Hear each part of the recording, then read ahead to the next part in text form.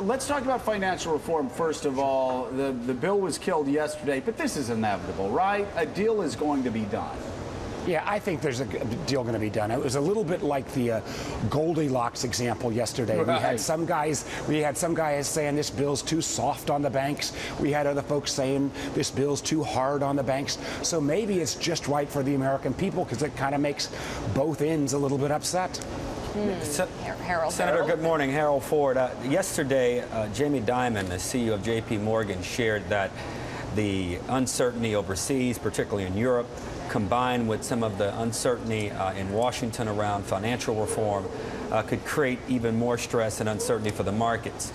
You sense that a bill will get done, and some of the controversial derivatives and proprietary trading, how will those issues be resolved in your estimation in the Senate bill? Well, actually, Harold, I think, the existing Dodd bill is pretty strong on both of those things.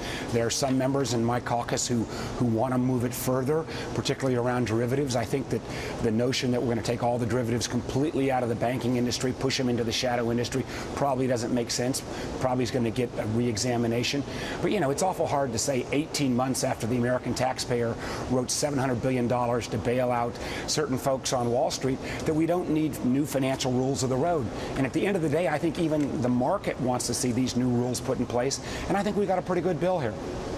Hey, we just showed jobless claims going up. I know you're hearing it in Virginia. Politicians across America are hearing it. What's happening? Is the economy getting better? Is it slowing down? What's your read? Well, I think you guys already pointed out that sometimes the unemployment numbers aren't exactly the best gauge. I actually think the best gauge is the number of new jobs created each month. Last month was pretty strong, but the actual unemployment percentage may go up because, as you said, folks who've been giving up hope are getting back into the workforce. I think there's still more that we can do, and particularly one of the things I hope once we get financial reform past us is to get back to small business lending.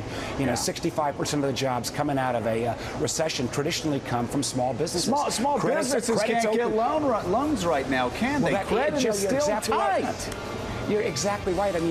Big, large cap companies, businesses return. Small businesses can't get their credit renewed.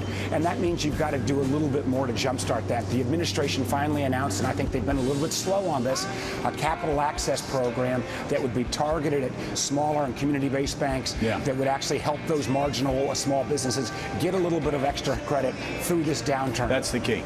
You got to loosen up credit for small businesses. He's exactly right. Yes, he is. Well, he's great unless he's not Top Chef. Oh exactly. God. Senator Mark Warner, thank you very much. Thank you, guys. Senator, thanks. It's great talking to you.